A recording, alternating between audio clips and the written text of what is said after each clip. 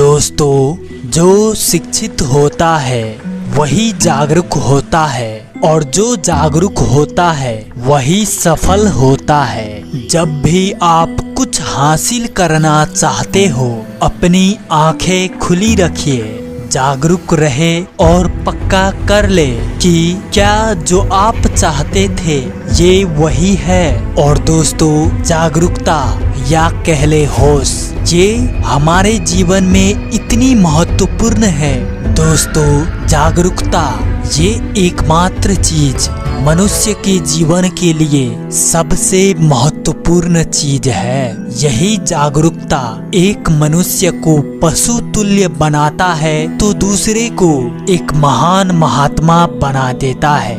और दोस्तों, ये दुनिया में जितना भी विद्वानों, महात्माओं और जितने भी सफल व्यक्ति रहे हैं, उन सभी में जागरूकता प्रचुर मात्रा में थी। तो आइए आज के इस कहानी में हम इसी जागरूकता के बारे में समझेंगे और ये चीज इतना क्यों महत्वपूर्ण है, गौतम बुद्ध के जीवन की इस कहानी से समझते हैं। तो चलिए कहानी शुरू करते हैं। इससे पहले कि आप कहानी में खो जाए, कृपा कर वीडियो को लाइक और चैनल को सब्सक्राइब अवश्य कर ले। एक बार एक नौजवान लड़का बुद्ध भिक्षु से पूछता है कि मुनिवर, होश क्या है और जागरूकता क्या है और हम इसे अपने जीवन में कैसे ला सकते हैं। वो बौद्ध भिक्षु उस लड़के से कहता है, मैं तुम्हें एक छोटी सी घटना के बारे में बताता हूँ। एक बार बुद्ध अपने सैकड़ों भिक्षुओं को प्रवचन दे रहे थे और बुद्ध के सभी भिक्षु बुद्ध को बड़े ध्यान से सुन रहे थे। लेकिन बुद्ध के बिल्कुल सामने वाली पंक्ति में सबसे आगे बैठा हुआ भिक्षु बुद्ध को सुनने के दौरान अपने पैर का अंगूठा हिला रहा था। जैसे ही बुद्ध की नजर उस भिक्षु पर पड़ती है तो बुद्ध बोलते बोलते अचानक चुप हो जाते हैं। और बुद्ध का इस तरह से अचानक चुप हो जाने से वहाँ उपस्थित लोग एकदम से चौंकते हैं। जो भिक्षु अपने पैर का अंगूठा हिला रहा था, बुद्ध उससे पूछते हैं कि तुम्हारा पैर का अंगूठा क्यों हिल रहा है। जैसे ही वो भिक्षु बुद्ध के इन शब्दों को सुनता है, वो भिक्षु अपने पैर का अंगूठा हिलाना बंद कर देता है और वो बुद्ध से कहता है कि बुद्ध, आपके शब्द और समय बहुत कीमती है, इसलिए आप इस तरह की छोटी बातों को ध्यान मत दीजिए। और वैसे भी आपको सुन तो रहा था, तो इससे क्या अंतर पड़ता है कि मेरे पैर का अंगूठा हिल रहा था या नहीं। तब बुद्ध उससे पूछते हैं, क्या तुम अपने पैर का अंगूठा जानबूझकर हिला रहे थे। वो बुद्ध भिक्षु कहता है, नहीं बुद्ध, मुझे तो पता ही अब लगा है।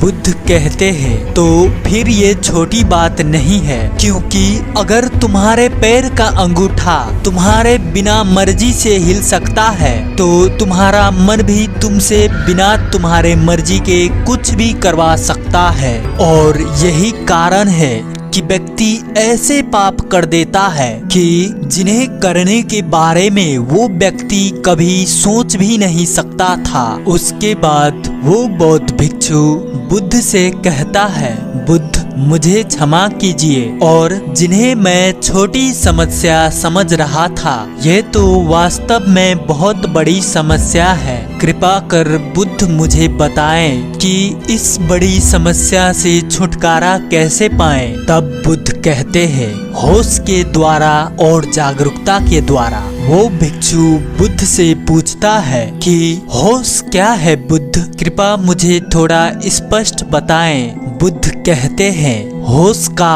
अर्थ है जाकर देख लेना।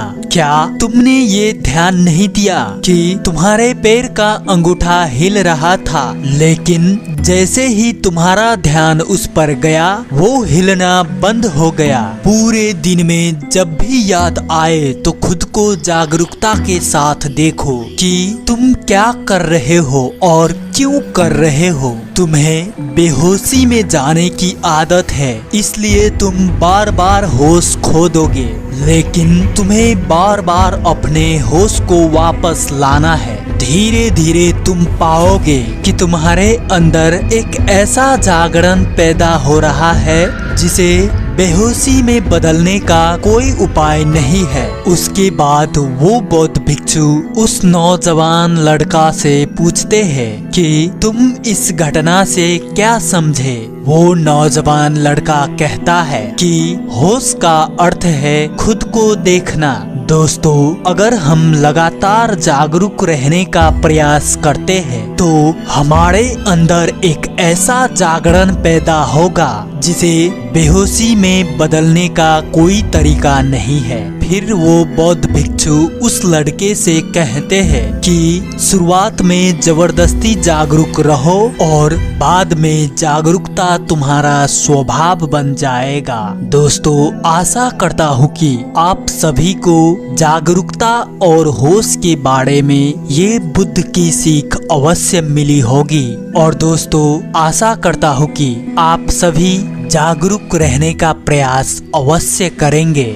और दोस्तों, अगर आपको ये कहानी पसंद आई होगी तो इसे अपने दोस्तों और परिवारों के साथ साझा अवश्य कीजिए, जिनसे उन्हें भी जागरूक होने का फायदा मिल सके। तो अंततः कहानी में बने रहने के लिए मैं किशन शर्मा आपको दिल से बहुत बहुत धन्यवाद करता हूँ।